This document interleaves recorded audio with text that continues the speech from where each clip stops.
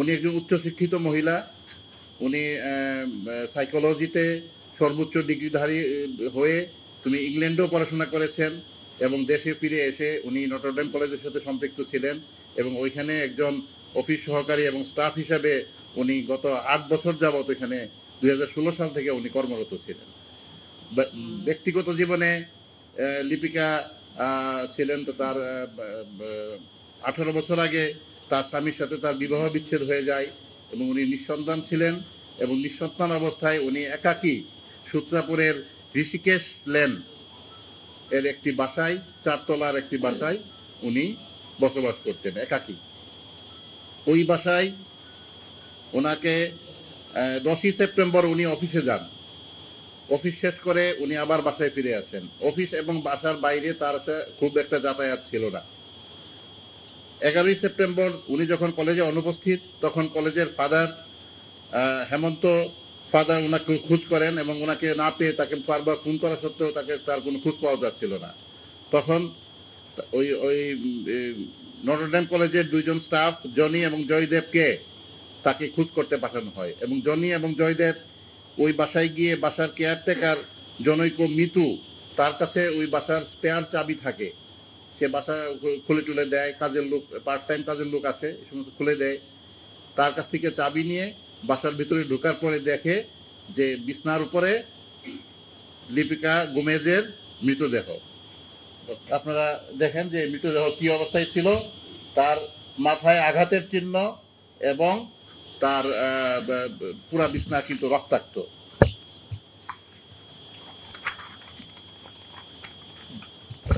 তখন লিপিকা গোমেজের যে আত্মীয় স্বজন যারা ছিল, আপনারা জানেন যে লিপিকা গোমেজের বাবা নাই, তার মা অত্যন্ত বয়োবৃদ্ধ এবং লিপিকা গোমেজের এক ভাই আছেন, সেই ভাই আজকে এখানে উপস্থিত আছেন। উনি বারমুডা হলো আপনার ক্যারিবিয়ান আইল্যান্ডের একটা দ্বীপ রাষ্ট্র, সেই দ্বীপ রাষ্ট্রে উনি কর্মরত। আমরা লিপিকার এক কাজিন আছে, কাজিনের নাম হলো প্রিন্স গোমেজ। এই প্রিন্স গোমেজকে আমরা তাকে তার সন্ধান পাই এবং প্রিন্স গোমেজ বাদী হয়ে সূত্রাপুর থানায় একটি হত্যা মামলা রুজু করেন। এই হত্যা মামলার নাম্বার হলো সূত্রাপুর থানার মামলা নম্বর 7/9/2024, ধারা 302-34 দণ্ডবিধি। পিবিআই এই মামলাটি প্রথম থেকে ছায়া তদন্ত শুরু করে। আমরা ঘটনাস্থল পরিদর্শন করি। ঘটনার সাথে সম্পৃক্ত যে ডিজিটাল মেথড আমরা অবলম্বন করার, ওই ঘটনাস্থলে কারা গিয়েছিল এসেছিল, তাদের কোনো ধরনের ডিজিটাল ফিঙ্গারপ্রিন্ট বা অন্য কোনো কিছু আছে কিনা, এই সমস্ত দিক আমরা যাচাই করি এবং আমরা দেখতে পাই যে ওই বাসায় একটি ভেন্টিলেটর ভাঙ্গা অংশ, একটি ভেন্টিলেটর ভাঙ্গা আছে, ছোট্ট একটি ভেন্টিলেটর এবং ভেন্টিলেটরের কিছু রাবিশ গোড়া নিচে পড়ে আছে। এ থেকে আমরা বুঝতে পারি যে এটা হয়তো সদ্য বা কিছুক্ষণ বা কিছুদিন আগের ভাঙ্গা, যার ময়লাগুলো এখনো পরিষ্কার করা হয় নাই। বিষয়টি অনেকের নজর এড়িয়ে গেলেও পিবিআই এর নজর এড়িয়ে যায় নাই। প্রচলিত পদ্ধতিতে মামলার তদন্ত চলতে থাকে। এই তদন্তে আমরা বিভিন্ন দিক যাচাই করতে থাকি। যেহেতু লিপিকা গোমেজ একজন সুন্দরী মহিলা, তার বয়স 50-এর কাছাকাছি, যদিও ন্যাশনাল আইডিতে তার বয়স আছে 40, কিন্তু কাগজে পত্রে তার বয়স 50-এর কাছাকাছি। তো এই মহিলা যেহেতু উনি একজন আকর্ষণীয় একাকী মহিলা, তার কাছে বিভিন্ন রকম মানুষ আসে কিনা বা কারো কাছে সম্পর্ক আছে কিনা, এই সমস্ত বিষয়ে আমরা যাচাই করার চেষ্টা করি। কিন্তু আমাদের যে মূল বিষয় যে এই বাসায় কেউ ঢুকেছে লিপিকার অজ্ঞাতে বা জ্ঞাতে, এই বিষয়টি আমরা শিওর হওয়ার পরে আমরা ওই বাসা থেকে কি কি জিনিস হারানো গিয়েছে, সেই হারানো জিনিসের, যেহেতু লিপিকা একাই বাসায় থাকতো, তো ওই বাসা থেকে হারানো জিনিসের কিন্তু খুব ক্লিয়ার কোনো লিস্ট আমরা পাই নাই। কিন্তু তার যে মোবাইলগুলো হারিয়ে গিয়েছিল, সেই মোবাইলগুলোকে ভিত্তি করে আমরা আমাদের অনুসন্ধান জারি রাখি এবং আমরা দেখতে পাই যে তার বাসা থেকে 2টি মোবাইল ফোন হারানো গিয়েছিল। এই মোবাইল ফোনগুলো ট্র্যাক করতে করতে আমরা লিপিকার বাসার পাশে এক লোক থাকতো, এই লোকের নাম হলো সোহেল রানা। জুয়েল রানা।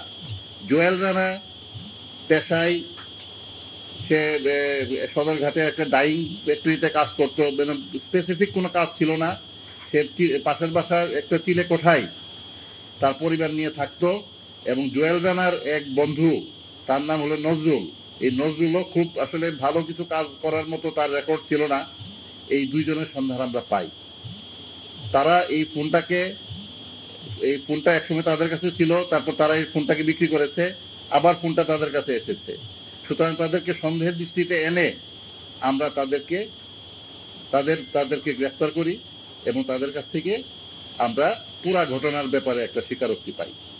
তারা আমাদেরকে পুরা ঘটনার ব্যাপারে জানায় যে ঘটনার পিছনে মূল উদ্দেশ্য ছিল যে লিপিকা গোমেজকে তারা ভেবেছিল যে মহিলা একজন বড় মাপের চাকরি করে, একাকী, তার সন্তান নাই, সুতরাং নিশ্চয়ই তার এখানে অনেক টাকা পয়সা আছে তার বাসায়।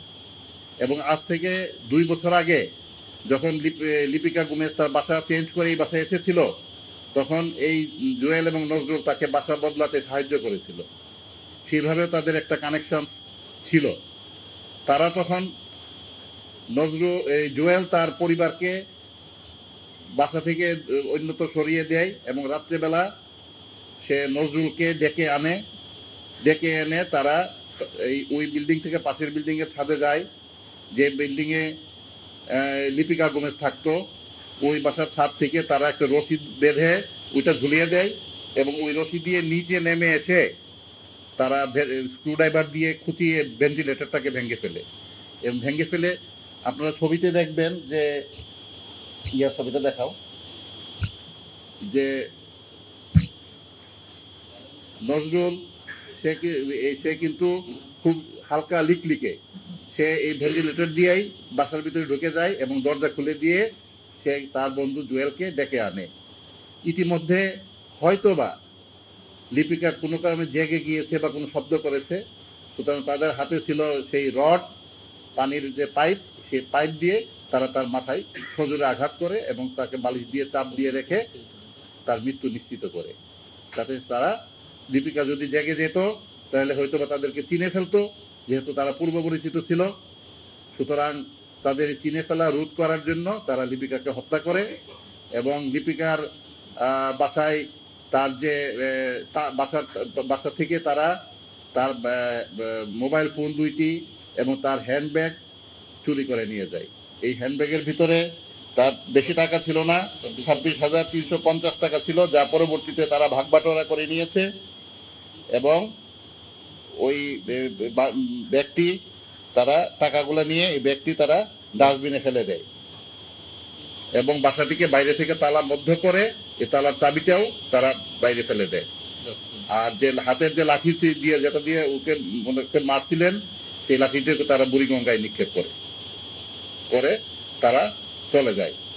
আমরা যখন তাদেরকে অ্যারেস্ট করে তাদের কাছ থেকে পুরো ব্যাপারটা সম্পর্কে জানলাম, তারপর তাদেরকে নিয়ে আমরা ওই বাসা থেকে যে সমস্ত জিনিস তারা চুরি করেছিল বলে স্বীকার করেছে, সেই সমস্ত জিনিস আমরা তাদের বাসা থেকে আমরা উদ্ধার করতে পেরেছি।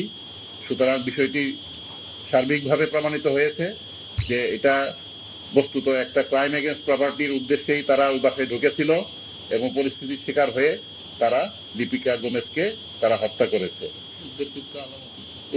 উদ্ধারকৃত আলামত আমাদের আপনাদের পাশে রাখা আছে, আপনাদের ছবিতেও দেখানো আছে।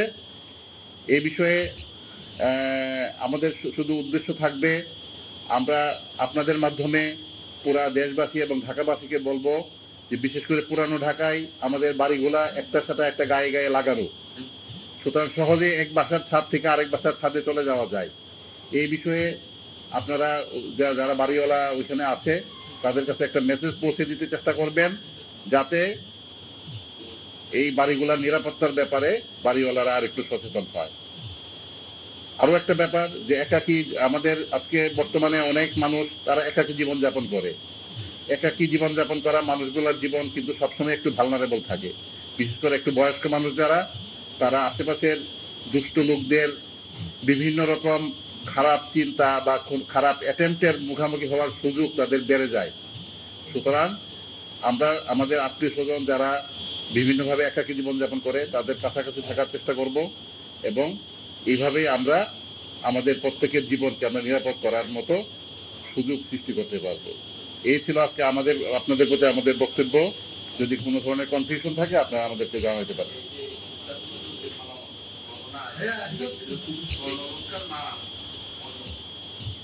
উদ্ধারকৃত মালামালগুলা আসলে কি এটা পরীক্ষা করলে জানা যাবে, তবে অ্যাপারেন্টলি মনে হচ্ছে যে স্বর্ণের জিনিস নাও হতে পারে। স্বর্ণ হওয়ার চাইতে একটি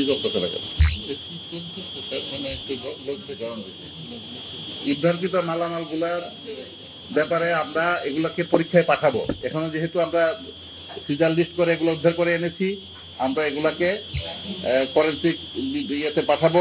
পাঠানোর পরে আমরা বলতে পারবো যে এটা কি স্বর্ণ না নকল কিছু। তো তারা যেহেতু নিয়েছে, তারা হয়তো বা স্বর্ণ চিন্তা করেই এগুলাকে নিয়েছে। এই ব্যাপারে আমাদের আসলে এখনো আমরা বলতে পারছি না। তারা এখনো পর্যন্ত স্বীকার করে নাই যে আগে এ ধরনের কাজ করেছে কি না। কিন্তু তাদের যদি ব্যাকগ্রাউন্ড যখন আমরা চেক করবো তদন্তের আরো ফার্দার স্টেজে, তখন আমরা শিওর হতে পারবো যে ইতিপূর্বে তারা আর এই সমস্ত কাজ করেছিল কিনা, এবং ওইটা তদন্তের পর্যায়ে আমরা তখন বলতে পারবো। ঠিক বলেন।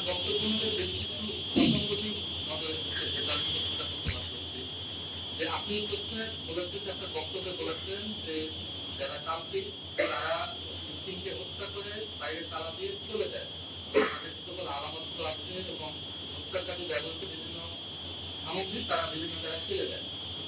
সেক্ষেত্রে আপনারা কিভাবে জানেন?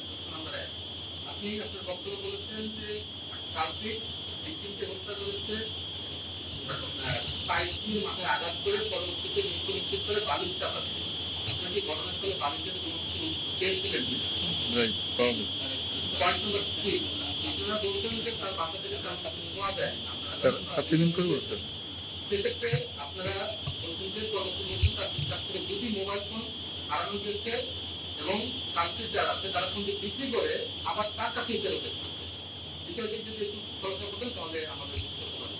না। ঠিক আছে, আমাদের যে তদন্ত টিমের ইনচার্জ আমি জনাব জাহাঙ্গীরকে বলবো বিষয়গুলা ক্লিয়ার করতে। ধন্যবাদ আপনাকে, সুন্দর প্রশ্ন করেছেন। তো প্রথম থেকে যদি আমি শুরু করি, আপনি যে বালিশ চাপা কথা বলেছেন, বালিশটি রক্তাক্ত অবস্থায় আমরা পেয়েছি।